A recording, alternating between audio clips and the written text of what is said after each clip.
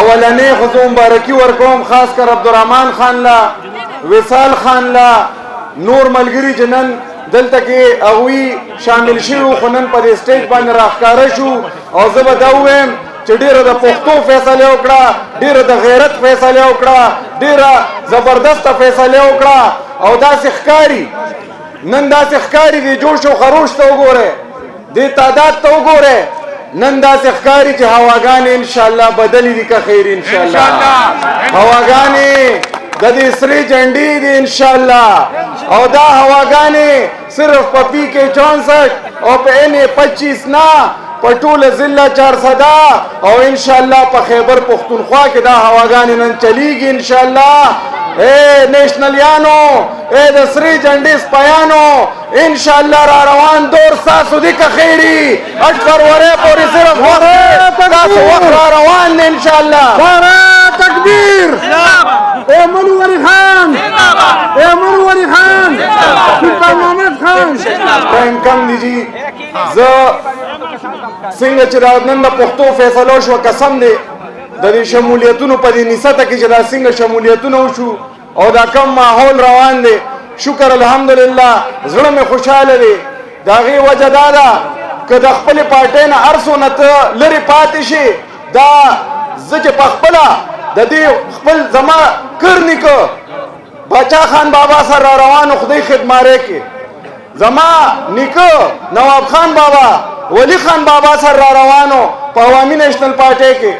زما والد صاحب اسف جان خان د دې ضلعې صدر پاتې شوی دی د عوامي نیشنل پارټۍ زه ته په ایمان خبره کوم نن دا ملګري چې څنګه خوشحاله دي ما چې کم وخت د خپل لکر نیکه د لارې نه د نیکه د لارې نه د پلار د لارې نه بیل تیر کړو قسم دی زه ته قسم خورم دا میډیا هم دا د مخامخ زه هغې تیر شوي وخت پسې اوس خپیم چې دغه وخت څنګه را واپس کم ځکه چې دا کومه مینه په دې خپله پارټۍ کې ده او په دې خپله جنډه کې ده دا په یو بل ځای کې نشته دی او زه په دې فخر کوم چې نن دوی په سخته کې مونږ له لاس راکو د الیکشن مثال د تود جنګ وي په تود جنګ کې دوی زمونږ کومک کوي زمونږ ملاتړ جوړ شو زم په دې خوشحاله یم چې کله زه راتلم هغه وخت کې د ایمل خان الیکشن او ما پسې د هغه وخت وزیر اعلی تاسو ته به یاد شي رزړو ته راغې په جرګه ما دې ته قمقلې ته بېوقوفې وایي څوک حکومت پرېږدي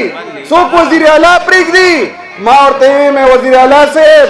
مې راځه دا د پښتنو اجره ده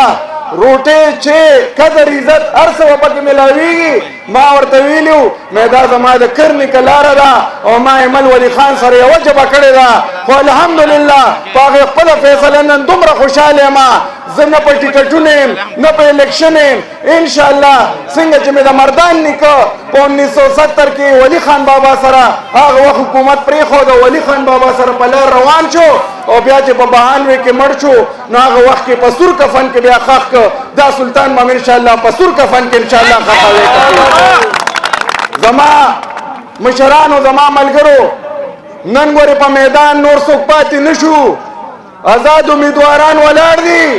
چا له څه نښه ورکړې چا له څه نښه ورکړې ده چا له څه نښه ورکړې ده او هغه یو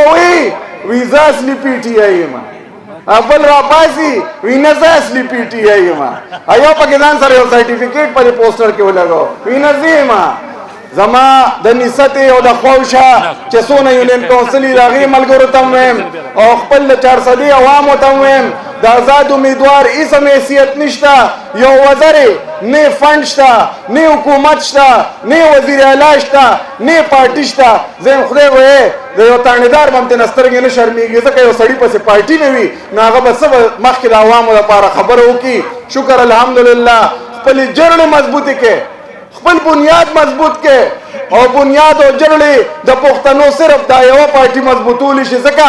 زه تاسو ته سوال کوم ستاسو په وساطت د میډیا په وساطت د 400 خلکو ته زه خاص کر سوال کوم مونږ ولې را خپله مشري ارزه راوالو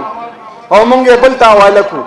ولې را خپل عزت خپل درناوی ارزه له مونږ بل ته حواله کوو زمونږ عزت دا په ولي باغ کې دی مونږ ته الله تعالی په خپل ضلع 400 کې د مشرۍ او کور راکړی دی ټوله دنیا یې مني بر صغیر یې مني ټول پاکستان یې مني انشاءالله ای زما غیرتمندو پښتنو دا وعده دې ځل کوو چې دا غیرتي ایمل ولی خان بولډالي سړی دی مړه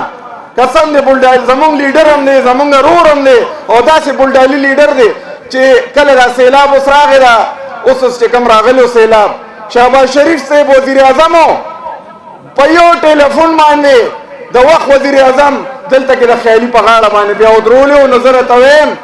چې انشاءالله کله دې زه ته اسمبلې ته ولیږو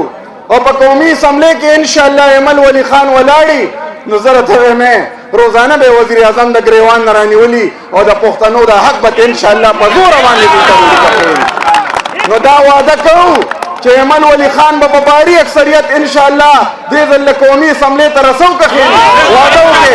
لاسونه اوچت کړې ټول وعده وکړې ښه کلکه وعده وکړې چې ایمل خان به په لیډ باندې انشاءالله قومي اسمبلې ته کښېنېږو او که زم ور سره په دې ترخ کې داسې دی بل اړخ ته دې صوبایي اسمبلې تاسو به ډېره مهرباني وکړئ ځکه چې ایمل خان زموږ لیډر دی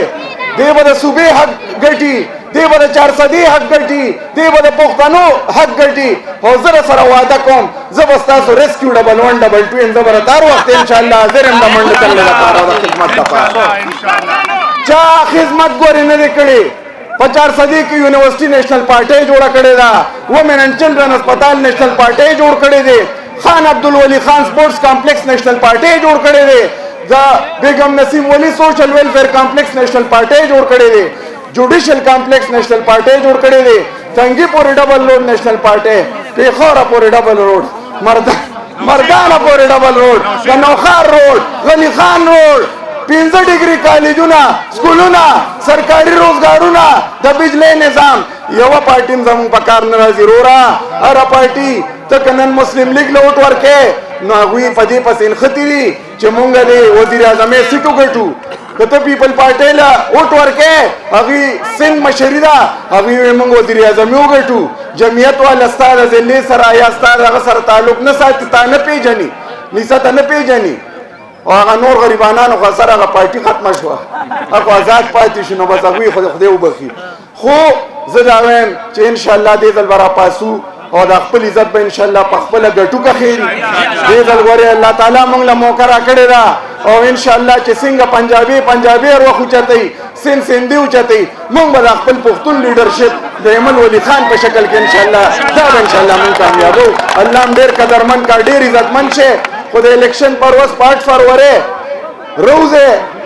او په ټایم هسې نه چې یخني او سلطان وایي چې یاره بړستنه کې پروت دی وایي چې یاره دا فضل خالق رور چې کوم دی اجي صاحب د به ووټ پول کړي